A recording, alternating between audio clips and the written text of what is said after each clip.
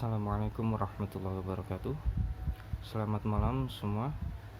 Pada kesempatan kali ini kami dari kelompok 6 yang beranggotakan saya Yuda, kemudian ada Laila Mutisa, ada Mega Pratiwi, Anis Arifianti, Wiwi Widiwardani, serta Mutmainnah. Pada kesempatan kali ini kami akan mempresentasikan materi tentang sistem insentif pada mata kuliah Sistem Pengendalian Manajemen. Oke, langsung saja. Kali ini saya akan menjelaskan tentang sistem insentif.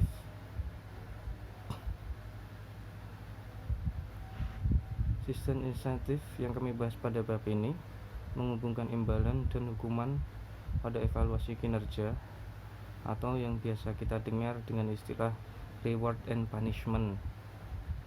Sistem insentif sendiri merupakan hal penting karena dapat mendorong definisi area hasil yang diinginkan dan dapat memberikan motivasi pada karyawan untuk mencapai dan melebihi target kinerja.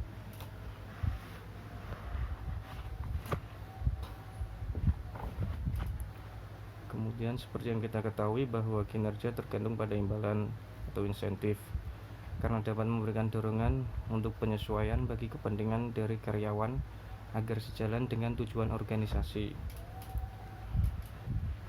Untuk tujuan insentif itu sendiri dapat memberikan 3 manfaat pengendalian manajemen, yaitu informasi, motivasi, serta menarik dan mempertahankan personal. Untuk informasi sendiri, di sini yang dimaksud adalah dengan atau memberikan informasi imbalan yang dapat menarik perhatian, maka itu secara tidak langsung dapat memacu karyawan untuk meningkatkan kinerjanya. Kemudian untuk motivasi, beberapa karyawan perlu insentif untuk mendorong mereka agar mereka lebih berusaha ekstra supaya melakukan tugas dengan lebih baik. Kemudian untuk menarik dan mempertahankan personal, yang dimaksud adalah perusahaan menjanjikan imbalan untuk meningkatkan proses rekrutmen serta untuk mempertahankan karyawan lama agar tidak tergiur oleh perusahaan pesaing lain. Untuk slide selanjutnya akan dijelaskan oleh teman saya Anis Arifianti. Terima kasih. Ada 3 cara utama ketika insentif uang dapat disediakan, yaitu melalui 1. Kenaikan gaji, 2. Rencana insentif jangka pendek, 3. Rencana insentif jangka panjang. Kenaikan gaji, semua orang memberi atau paling tidak memperhatikan kenaikan gaji untuk semua karyawan pada semua level organisasi yang biasa dilakukan setiap tahun. Kenaikan gaji minimal disesuaikan dengan biaya hidup.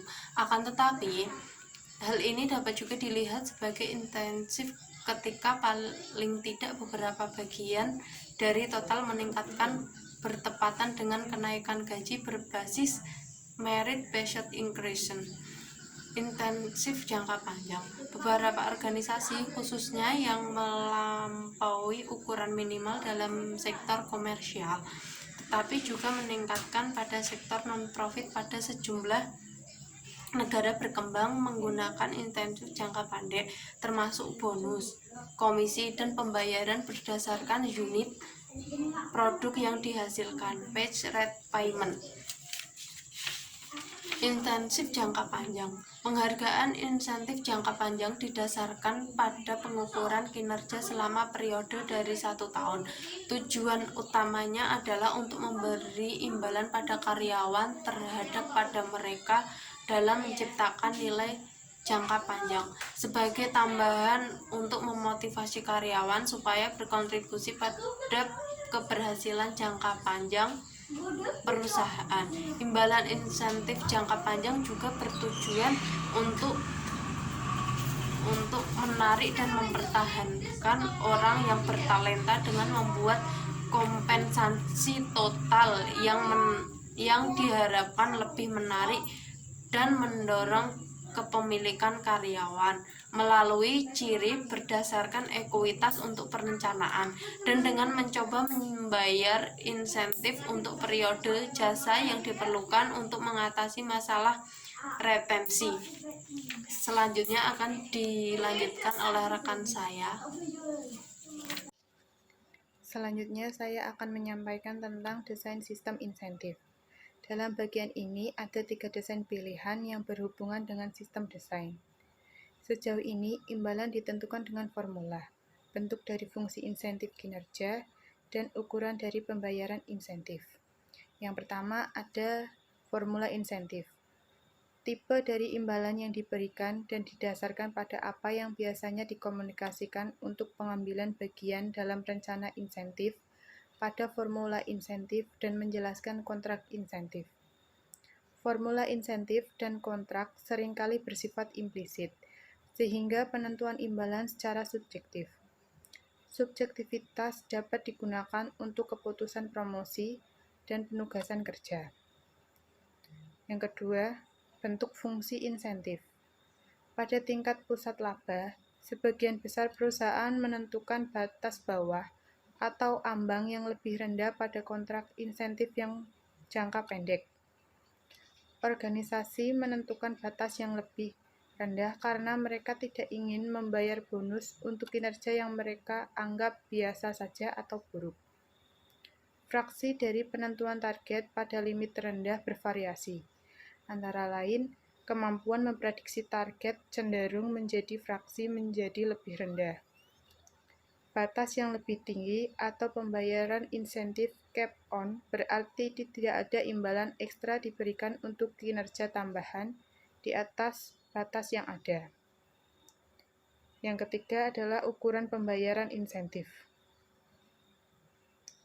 di mana pembayaran variabel dapat memotivasi karyawan untuk mencapai tujuan kinerja, sehingga kinerja tidak sepenuhnya dikendalikan oleh karyawan. Sistem insentif dapat membebani resiko mereka.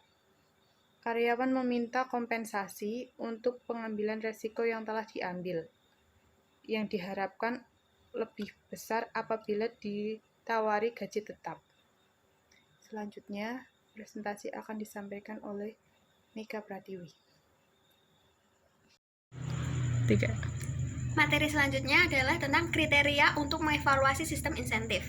Untuk mengevaluasi sistem insentif harus diperhatikan kriteria berikut ini. Yang pertama adalah imbalan haruslah memiliki nilai. Imbalan yang tidak bernilai tidak akan memberikan motivasi.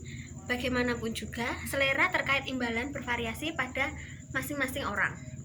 Yang kedua, imbalan seharusnya memiliki pengaruh yang cukup besar. Jika imbalan yang bernilai disediakan dalam jumlah yang kurang, akan berdampak kontraproduktif. Karyawan yang dapat merasa terhina dan bereaksi dengan emosi sebagai bentuk penghinaan dan kemarahan. Yang ketiga, imbalan seharusnya dapat dimengerti. Karyawan seharusnya bisa memahami dengan baik untuk alasan apa imbalan diberikan dan nilai dari imbalan tersebut.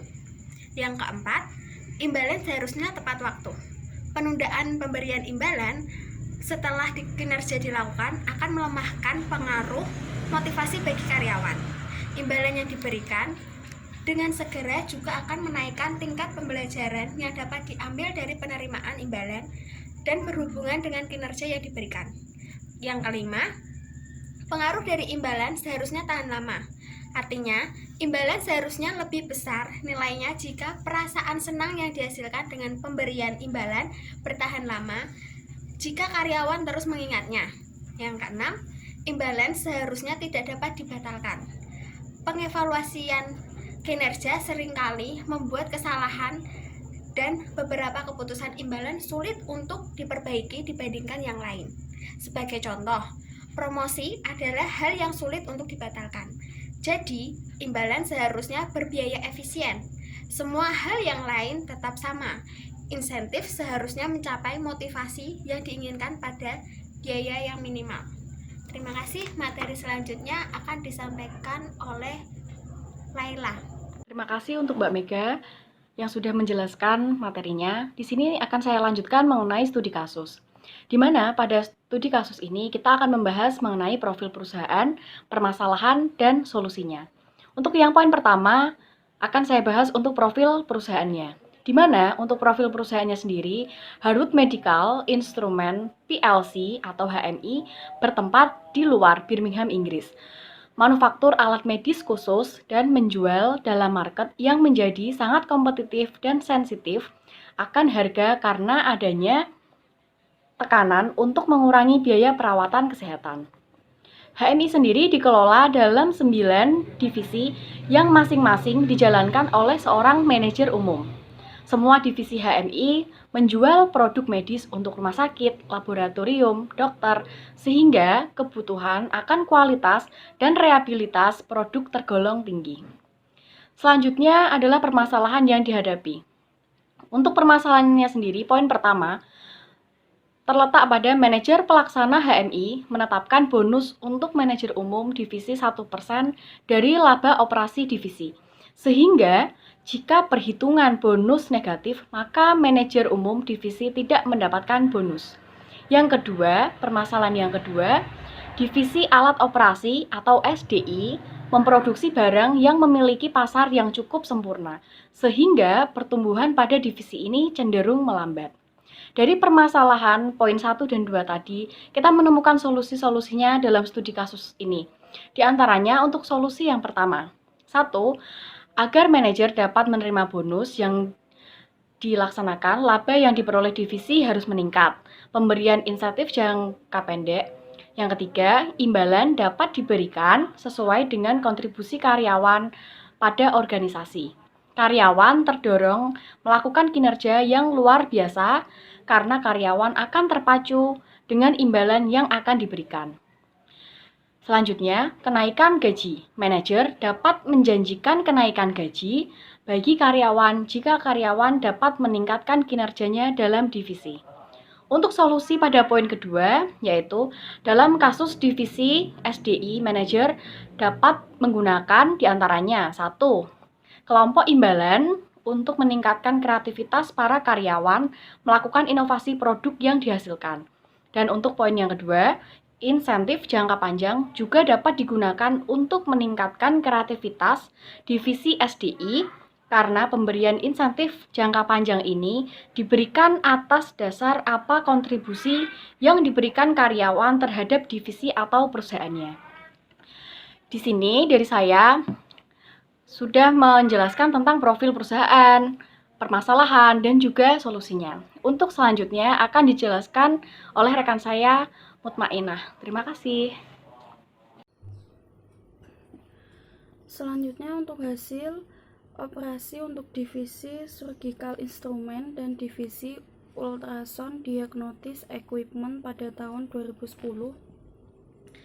Yang pertama, divisi surgical instrument pada penjualan setengah tahun pertama ada 42.000, setengah tahun kedua 44.000, laba operasi setengah tahun pertama 4.620, setengah tahun kedua 4.400. Pengiriman tepat waktu setengah tahun pertama 95,4%, setengah tahun kedua 97,3%. Return penjualan setengah tahun pertama 450, setengah tahun kedua 420. Aplikasi paten yang diajukan setengah tahun pertama 0, setengah tahun kedua 1. Biaya scrap dan biaya pengerjaan ulang setengah tahun pertama 51,1, setengah tahun kedua 45,0. Kepuasan pelanggan setengah tahun pertama 78%, setengah tahun kedua 89%. Yang kedua, pada divisi ultrasound diagnosis equipment, penjualan setengah tahun pertama ada 28.600, setengah tahun kedua 29.000. Laba operasi 3.420, setengah tahun kedua 4.060. Pengiriman tepat waktu setengah tahun pertama 98,2%, setengah tahun kedua 94,6%. Return penjualan setengah tahun pertama 291, setengah tahun kedua 289. Aplikasi paten yang diajukan untuk setengah tahun pertama ada 4, setengah tahun kedua 8. Biaya scrap dan biaya pengerjaan ulang setengah tahun pertama 39,7, setengah tahun kedua 28,2. Untuk kepuasan pelanggan di setengah tahun pertama 81%, setengah tahun kedua 91%.